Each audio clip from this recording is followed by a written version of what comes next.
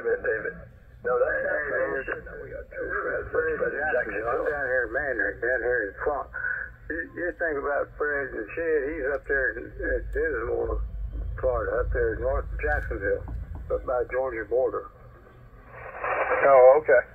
Okay, glad you made that, straighten that out. If you ask Fred and Shed, he'd say, well, we're only like 50 miles apart. Well, it's 100 miles to the Georgia border from my house here. You know, we're you know, what it is, Jacksonville, Florida, is so daggone big. It takes the whole Duval County is Jacksonville. That's like an eighth of the state. Wow. That's why Jacksonville is the largest city in Florida. I'll see y'all later. K4 Oilers. Okay, David, take care, brother. Sound good in Georgia. Catch you later, KK4, baby. Yeah, he sounds good. I was going to ask him what kind of antenna he's got, the radio and everything else he's told me before, but I don't remember. Sounding good, David.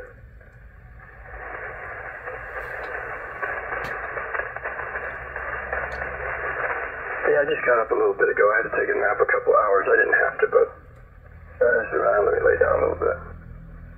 I got the bug the other day, the 2 days ago I was mowing. I think I picked up some crap from mowing. All of a sudden I started getting the sniffles and sneezing. I said, I don't know what the hell is on. I said, you coming down with something? I said, no, I don't think so. But the following day I woke up and I was like, I had a headache. Took a couple of aspirin. And that helped. But the rest of the day I just felt blah. Yeah? Run down kind of. Now I'm bouncing back. I didn't do nothing to you. So the only thing I did is I went and checked the mail in the mailbox. I went out here in the backyard and pulled some palm fronds out of my swimming pool and off my backyard and threw them back over the guy's yard behind me there. Son of a bitch. Anyway, I haven't done a couple of that barbecue. That's been it.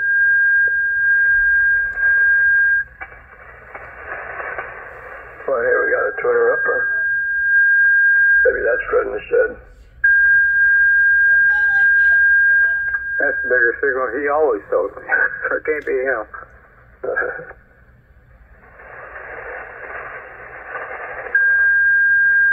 But anyway, yeah, Rich, G. Largo, he was all happy with that 1200. I heard everybody saying, wow, man, what are you on? You sound good. So, well, you always sound good, but... Well, I cranked it up to 1500 to show him. It's right about 1500. No kilowatt. 1500. Signals right there and reports all over the place are coming in one after another. Wow, good. So, well, it's up to you, Richie. What do you think? You want it or no go? No go. No. Well, I'm taking it. You want it? My 98, what the hell is it? My 99, no, my 91. My 91 Alpha? The 91B? No, that's not going anywhere now, right now. Maybe over my dead body it might go. That one's got a pure 800. 4CX 800.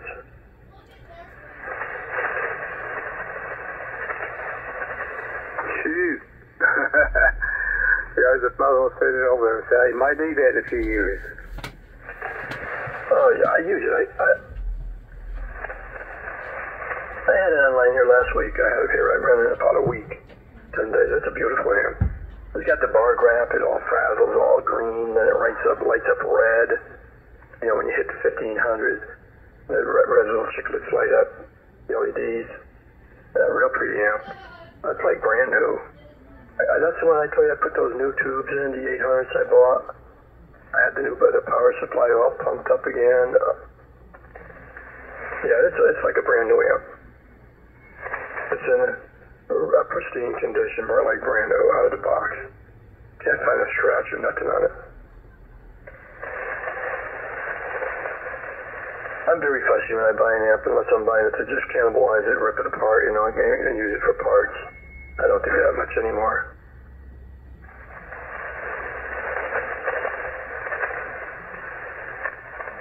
I gotta maybe have some peppers. Try out these other amplifiers. Do something with them. Well, see, how's my audio sound like there? Sound okay to you? Yeah. That sounds good, like always. Why'd you do anything? Make some changes? Not that I know of. I was just wondering. Your signal looks good too. You're 15, 18 over. I don't know what the condition of the band is. Today it kind of was sucked. It was up and down, you know, as usual.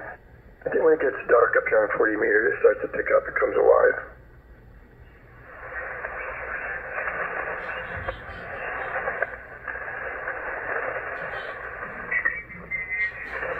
I don't know what the propagation is supposed to be, but last few days there been band goes deader than doornail. Just anybody within 500 miles I couldn't hear. But if you're 1,000 miles away, I can hear you pretty good. Yeah, that's when the band goes long. And in some instances it gets really short. You can hear each other real close, but nothing out a few hundred miles, that's it. And the last week or so, the band's just not been right. 20's been like okay today a little bit. Seemed like it was booming up there. But 20's like a special band. That's always like alive. And it's amazing how far you could talk on 20. So the audio sounds pretty good on this one with this amp. There's no raspiness or distortion. No, I tell you what, that amp sounds real good to me. Hey, Roger. This one has the QSK board in it. They had a little problem with it, but I straightened it out. It's working pretty good. You don't hear the relay at all in this one, Fred. It's not like no click, no clunk. It's like the QSK is for quick breaking, like when you're doing CW, you know, or working any digital stuff. But just back and forth, and it's as quiet as a church mouse, like an alpha. That's what this amp is. It's got a vacuum relay or something like that. Yeah. The alpha's got a vacuum relay. Yeah, when Rich was here, I was going to sell him this amp. I got working on it a little bit when he left. I tore down into it. I said, I'm going to find out what the problem is. A little bit of a problem. Whoever put the QSK board in, put it on one of the wires wasn't in the right place. And the way I found it, I looked at my other 1500 and I looked at it and looked at it, couldn't find nothing. So everything looked okay. But on the switch where it says the sideband switch, you know, like what the hell is it? Standby? Was it standby or operate? Yeah. The wire wasn't in the right place. So when I went to standby, there was nothing there. Well, there was a wire there, but it was going into a wide open relay. When I would throw that switch down into standby, it would open up my relay. That's weird. I thought maybe it was supposed to be that way because of the QSK board. Anyway, I switched it back over the way it's supposed to be and it's working. No big deal. But it would have been if I didn't have my other 1500 to copy every wire. Some of them were different because of the QSK board. That didn't matter.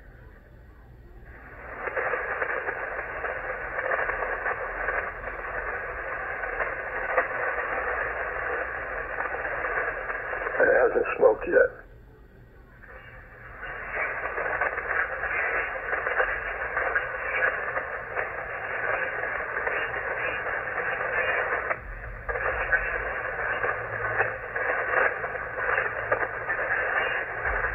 Well, I don't know where everybody's at.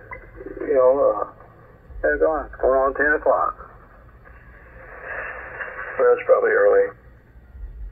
It was just the night owls.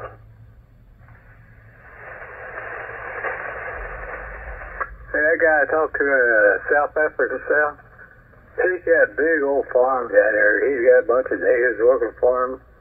They're all running around on John Deere this, John Deere that. He's some sort of plantation owner or something like that. Man, that's a good contact, South Africa. Wow. How long did you work him? A few minutes? I talked to him probably about 3 or 4 minutes, yeah.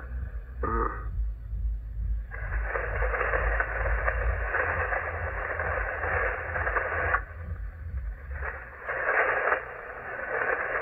You said he was a plantation owner? Yeah. His car was ZS6CCY. Charlie Yankee.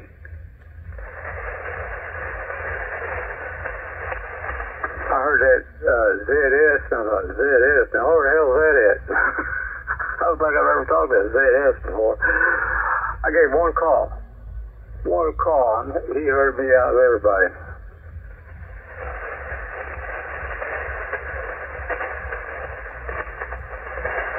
So he was real then, huh? Yeah, I went on QRZ, looked him up there and everything. He bonafide. Well, that's a good feeling when you know you have somebody that's legit, you know, not just making up a call or something.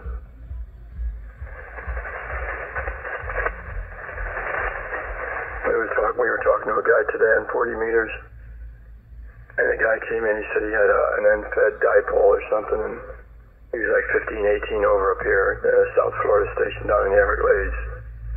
He had a big signal behind him when he was talking. You could hear this wind noise, like whoosh,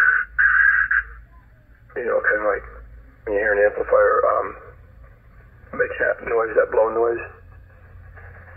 So as we were talking, I said to myself, I'm kind of like, suspicious of certain things people say. There's, you know, whatever, they're doing something, and I question it because the signal was so big. He said he's running 60 to 80 watts on a radio, and he was giving me like 18 over, and I didn't have no preamps on. I think he had an amp on, and he was telling everybody, oh yeah, it's 80 watts here, and yeah, I don't believe it. I think he had an amplifier on.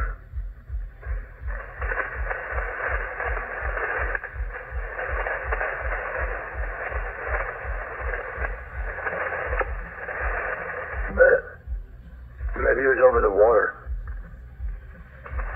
He was a swampy down. He was down there in the Cypress Gardens or something way down South Florida in the Everglades.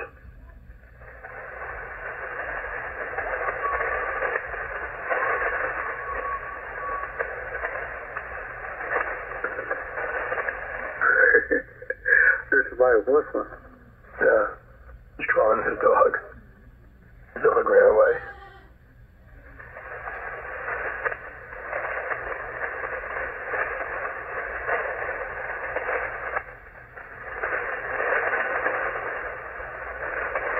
Should,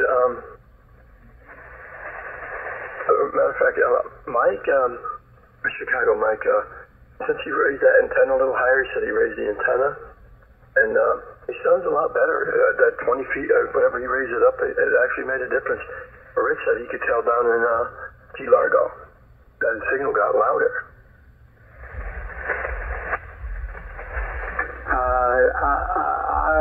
I never noticed no difference. You know, he's about the same to me. That could have been band conditions, you know.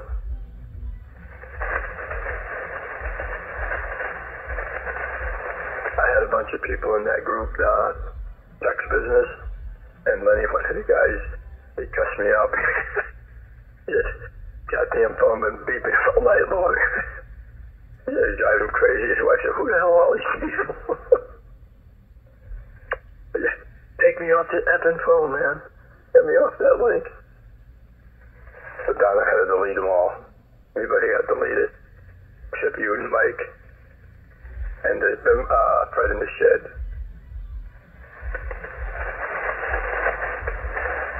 I haven't heard nothing from, well, you sent me a text, 105 is on the radio. But I haven't talked to him in a few days.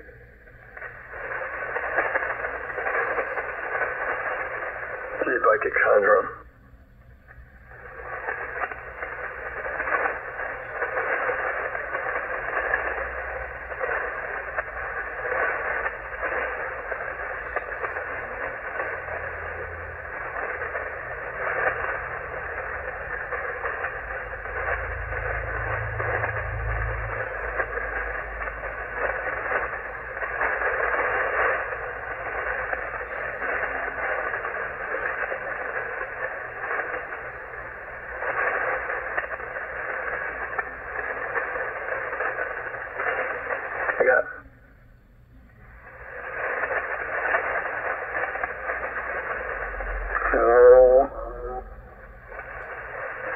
He said,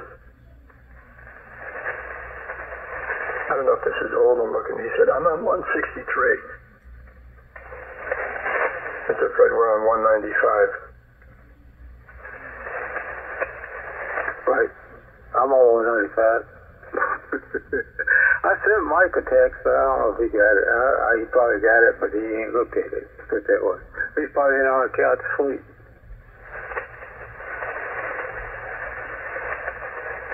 He sleeps an awful lot. He sleep a couple hours, stay up 4 or 5 hours, sleep a couple hours, stay up 4 or 5 hours. That's where he is.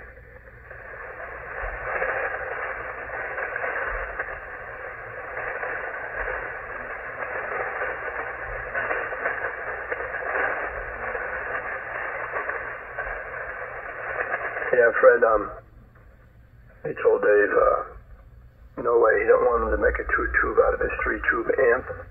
He's pretty much heated up over this issue. Text me a big thing about what he told Dave. Yeah, why don't you go get his amp? Pierce, I don't know what the deal is.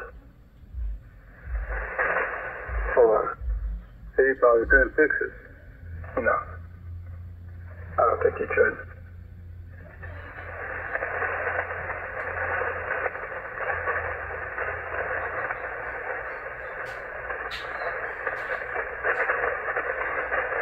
And maybe it did have a bad tube, but Fred said he heard it pop, and maybe it popped the tube, I don't know. Well, did he say he saw that thing working before he bought it? I don't remember. I think that's what I heard him say. Then he takes it home and pops. See, that's why I don't want to sell him my antenna sensor, because, don't tell him what I have it to it. He'd be blaming me. Oh, did he just buy that amp? Well, I don't know. You asked him what if it's light outside or dark outside, and he'll tell you what color his car is. So I can't figure nothing out. Hold on, I'm going to send you something.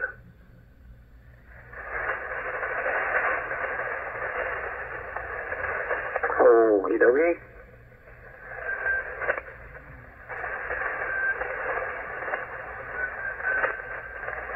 One two 1800 what? No, it wasn't. 1215.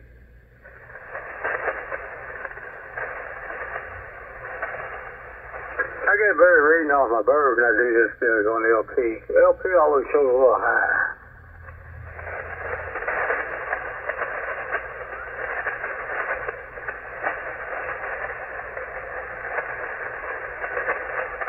That's why I had my bird down there. See differences. I think that's because the LP 700 responds faster. I'm going to send you something. Hope it's money.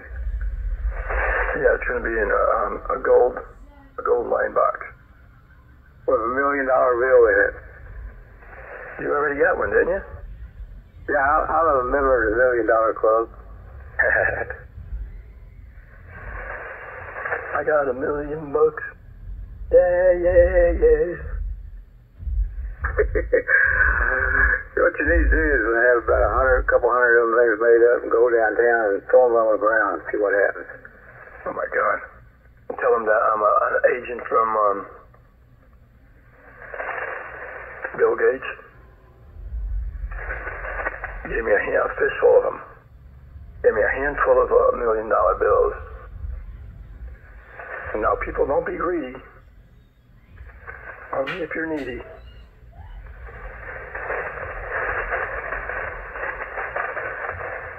Or you could honestly say, somebody gave you $1 million bill and no strings were attached. Good luck cashing it though. No. You can't cash it. Hey, Sal, we was in Sunday's barbecue night there. They had like 6 or 8 TVs, and most of them was on football, college football games, But the one over our table when we were sitting had some show on called Creed or something. They was talking about this guy out there out west there somewhere, Kansas, Iowa, something like that. Worked for a lottery outfit. And the main lottery, all these states, different states use just one company to do all their electronic stuff like that. And over a period of about, I don't know, since mid-2000s, this guy, he worked there, and he figured out some way that he knows what his lottery numbers is. And he had a brother up in a different state, and had a best friend over there in another state there. And they was all split, and he would tell them what to get, and they would split. But it wasn't like every week. It was like one this year, and maybe a couple years later, another one he would pick, and stuff like that. So, wasn't bringing attention to him. They still ain't figured out how he did it. Wow. That's amazing, isn't it? Yeah. So they was all splitting that money up. Yeah. And some of them was $1 million, stuff like that. That just shows you that lottery, there's loopholes everywhere in that thing. Oh, there's all kinds of scams going on and things and ways to make money and get cheated out of your money. Like that pyramid scheme that took a lot of people's money. That's the way I see Bitcoin. Bitcoin's like that. I'm not into that at all. People tell me, hey, you want to get rich quick? I say, well, how's that? Sell drugs, pornography, murder incorporated. No, Bitcoin, man. Bitcoin, I'm not interested in that. I said, that's like computer money.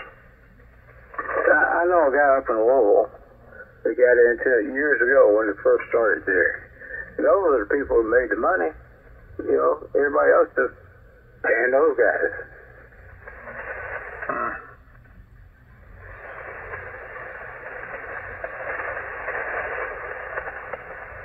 I don't. If you got Bitcoin, could you take it out and buy stuff with it? What do you do? Could you only wheel and deal with people that have the Bitcoin? I mean, if you gave me Bitcoin, what would I do with it? It's not regular currency, right? Well, no. Bill, my buddy there, he's used Bitcoins before. And he's got someplace he'll go, can you go buy a whole bunch of Bitcoins? And it goes into his account. He might buy $3,000 or $4,000 for it. It goes into his account. And then when he does business online, he pays us somehow in Bitcoins. There's no, you can't trace it. That's why they do it online like that, using Bitcoin. You can't trace it. You don't know where it went, where it came from, or nothing like that. It's just like a accounting procedure. Oh, it's a hike from the government? Yeah, that's the biggest, that's the only reason for it. Yeah, but if you're selling a radio, an amplifier, or an automobile, whatever, and I want to buy it, and it's $5,000. And I said, you got to accept the Bitcoin, right? If I said, well, okay, I'll pay it in Bitcoin, you take Bitcoin, you say, no, I'm stuck. I can't use it. Well, you got to have an account. They put it in your account, and then that's where the money sits. Yeah, but the seller's got to have an account for Bitcoin, right, to receive it in his account. I guess. Yeah, I don't think I'm interested. I think it's limited, but yeah, it's good to hide out. Whatever. Hide your currency, real currency. But I don't know, I'm skeptical. I got to know more about it.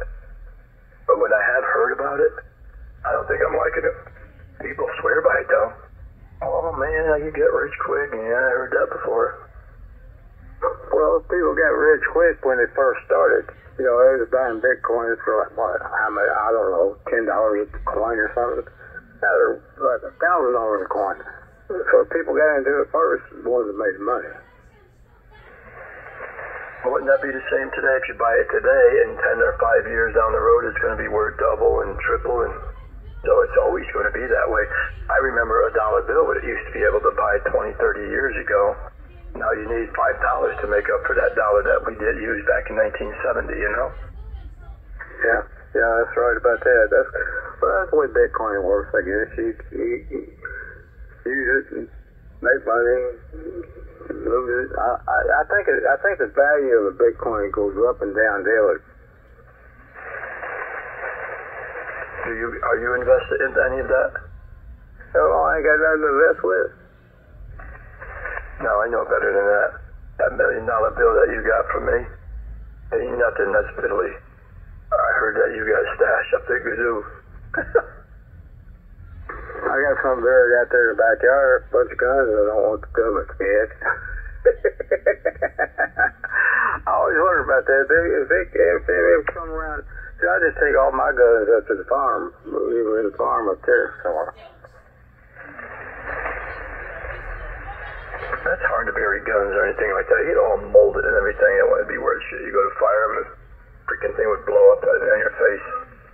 They make these containers nowadays, Sal, that are waterproof and everything. You just feel they're like big long tubes. You stick your rifles down in and close up the ends and bury it, sucker. That would be good. How about if you put money in there, though? Would the money decay? Nope, sure wouldn't. Well, I would think that it wouldn't decay if it was like airtight. I don't know. I'm getting at the point where I don't trust my money being in the bank, Fred, to be honest. What if something happens and there is no bank? Yeah. I got a safety deposit box full of $100 bills. But what if the bank closes up? How the hell am I going to get to my safety deposit box? You know, you're so right. We talked about that. We sure did. What the hell would we do? One time when a hurricane came through here, Citrus County, and they said, hold on to your rooftops and the damage was going to be intense. I'm saying, oh my God, if it takes, we have one of the banks, we got a safe deposit box. We have to tear a hole in that roof, shut that lobby down for maybe weeks or months, and we needed to get in there to get something. Holy moly. We got 3 other banks, but you're thinking about one in particular, if it's got certain stuff in there, paperwork, important paperwork. Yeah, what the hell do you do?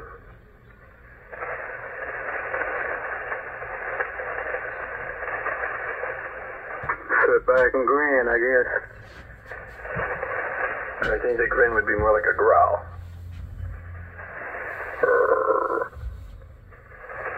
Yeah, that would be terrible. That's why a lot of people are taking to burying their money and putting it in a safe place. You get this electronic stuff. I even thought about like that CD business. If we got power outs and stuff like that, I mean, nationwide, what the hell would we do? How would we get our money online from these banks? You know? I don't know, Sal. See, everybody's always wanting to screw with me somehow or other. Yeah. I think I heard a station way out there. Is there a station once you get in and say hello? Jump on in. We ain't doing that but shoot the breeze there. That's about it.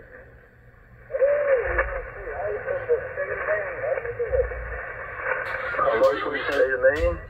This is the state of the great state of Florida. How you doing?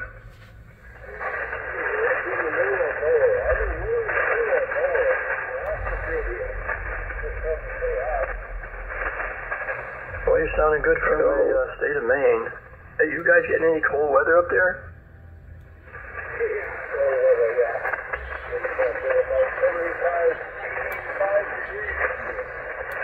What is it?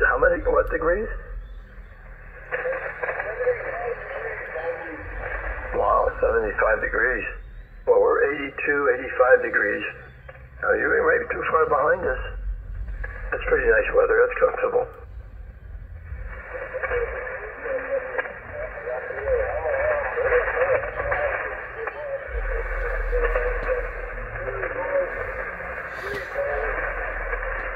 You're hearing them pretty good, Fred? Fred, you hearing the guy up in Maine?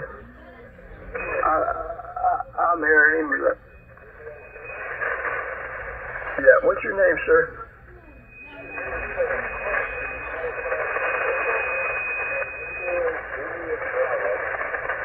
November Juliet Bravo, November 1.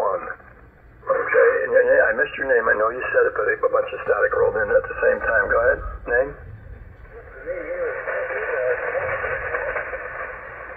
Did you say Cliff?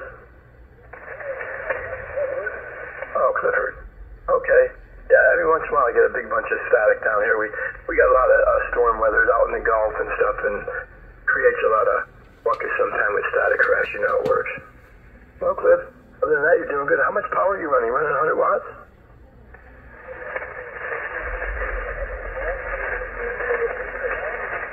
Sounds good. Yeah. Okay, Cliff. Hey, there's another station here from Jacksonville, Florida. I'm north of Tampa and Inverness, 50 miles north of Tampa, here on the west coast of Florida. And we got another station up there, Fred from Jacksonville, and he's going to get in here and say hello to you. Okay, so hold on there, Cliff. Go ahead, Fred. Boy, you got loud that time. Hey, Clifford, you got a copy on Kilo 4 Bravo Delta? Name is Fred, located in Jacksonville, Florida. Go ahead.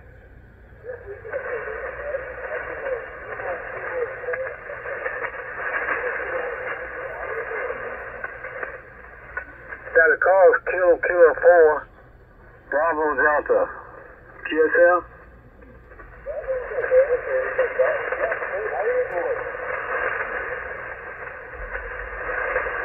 He wants to know how you're doing. Well, I'm getting crashes. Covered him up. He's getting a lot of crash up there, Clifford, up there in Jacksonville. They might have a little storm out there out at sea there out in the Atlantic. Anyway, so it's he hears in between the crash, so it's kind of, he don't have 100% copy. If you had an amp, you'd break through it all. Are you hearing me pretty good up there, Cliff?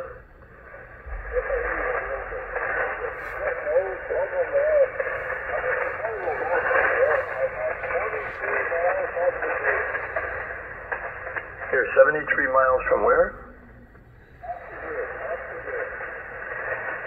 It sounds like you're saying say it again?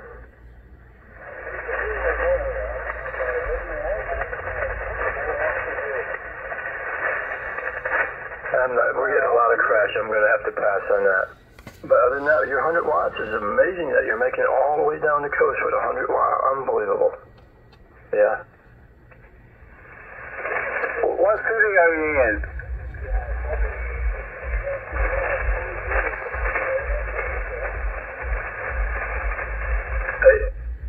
Hey, Clifford, what city in Maine are you in? What city in Maine? Clifford, go ahead.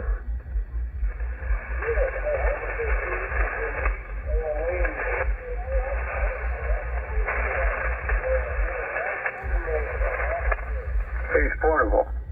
Wow.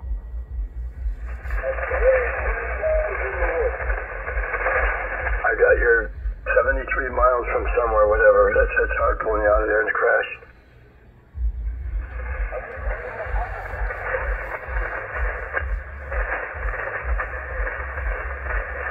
Well, I don't know, Fred, are you hearing him? I'm hearing him in between the crashes. Not much, we're getting about maybe 50% now, 40.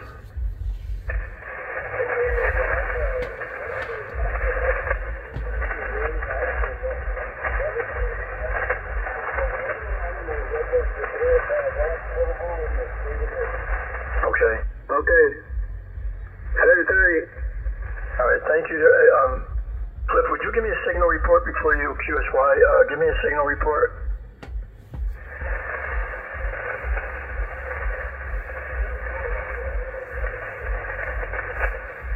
I don't know if I'll be able to hear the report.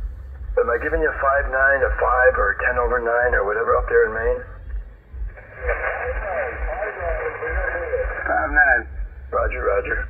I heard the 5-9. Thank you, Clifford. And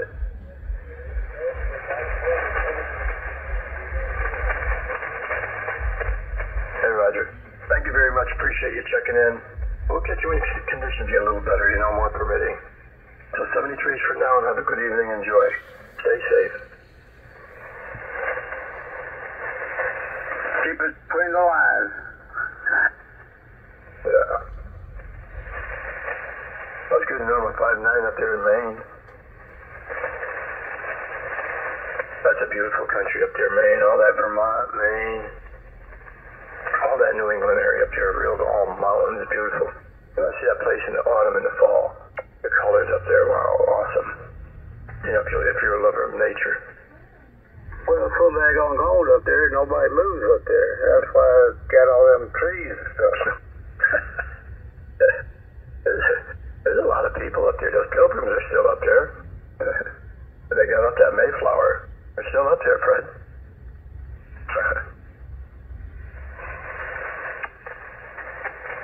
That is beautiful country. I spent about 30 years of my life up there or more.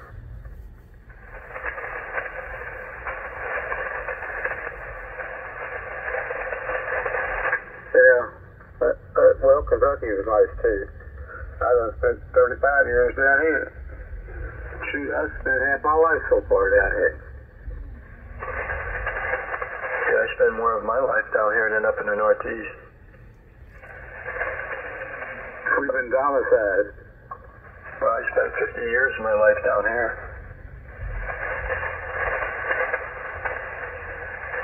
And 30 up there.